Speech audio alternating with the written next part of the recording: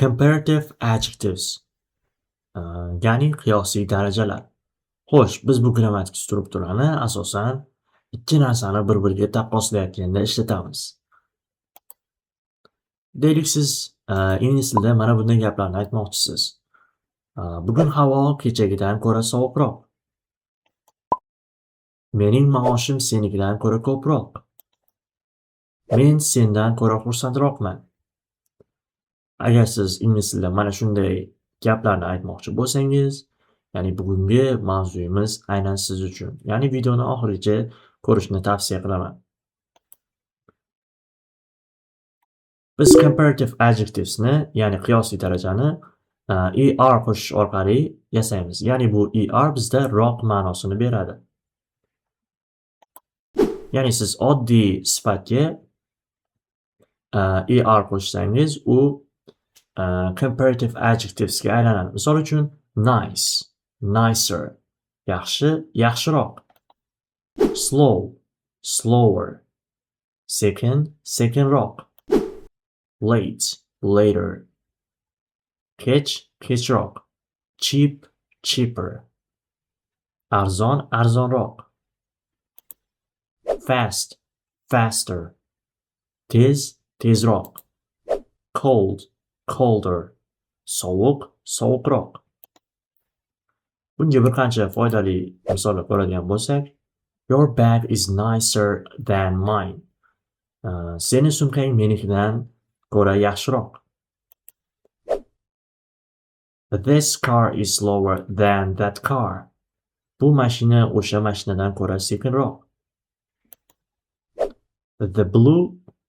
The bus is later than usual. Avtobus odatdagidan kechroq. My shirt is cheaper than your shirt. Meni ko'ylagim seni ko'ylagingdan ko'ra arzonroq. The bike is faster than my old bike. Ya'ni bu velosiped meni eski velosipedimdan ko'ra tezroq. Today is colder than yesterday. Bugun kechagidan ko'ra sovuqroq. Double consonant.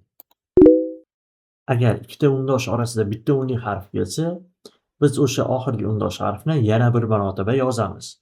Shunda big, bigger. Katta, kattaroq.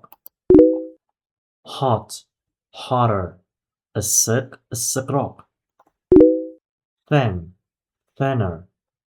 Yupqa, yupqaroq. Bunga misollar ko'radigan bo'lsak, the box is bigger than that box.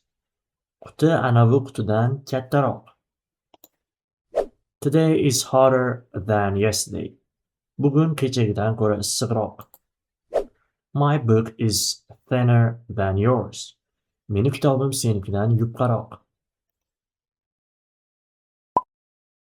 Xo'p, agarda bizda adjective bitta bo'g'indan oshib ketadigan bo'lsa, biz u holatda more'ni adjective oldidan more'ni ishlatamiz.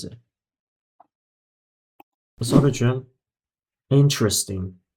Ya'ni bu vaziyatda bizda interesting, ya'ni 4 ta bo'g'in bo'lib ketadi.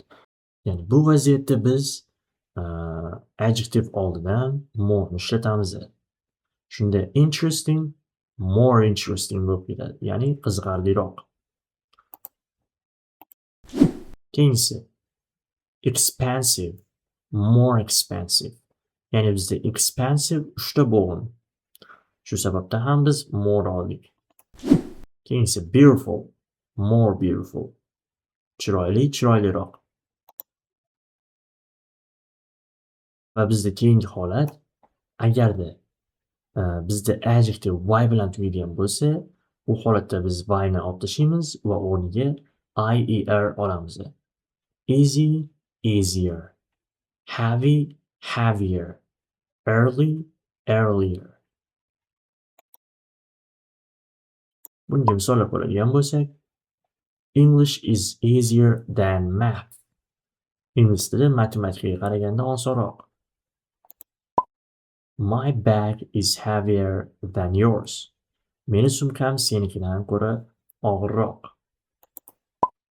I woke up earlier than yesterday. Men kechagidan barvaqtroq uyg'ondim. Va bizda istisno holatlari bor, ya'ni yuqorida ko'rgan qoidalarimizga bo'ysunmaydigan adjektivlar. Ya'ni bu good. Good degani bizda yaxshi degani. Va uni comparativega o'tkazadigan bo'lsak, u better bo'lib ketadi. Better, ya'ni yaxshiroq. Va keyingisi bizda bad. Bad degani yomon degani. Va uni comparativega o'tkazadigan bo'lsak, worse bo'lib ketadi, ya'ni yomonroq. Far bizda uzoq degani, uzoqroq demoqchi bo'ladigan bo'lsak, further yoki farther deymiz.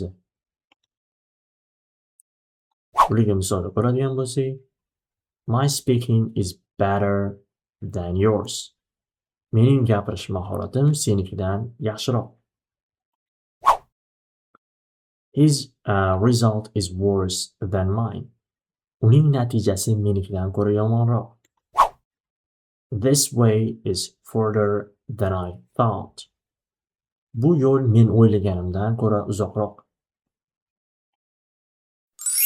Xo'p do'stlar, agar videoni shu yergacha tomosha qilgan bo'lsangiz, sizlarga minnatdorchilik bildiraman va keyingi darslarimizni kuzatishda davom eting. Videomiz sizga yoqqan bo'lsa, bitta like va obuna bo'lib qo'yishni unutmang. E'tiboringiz uchun rahmat. Sog' bo'ling.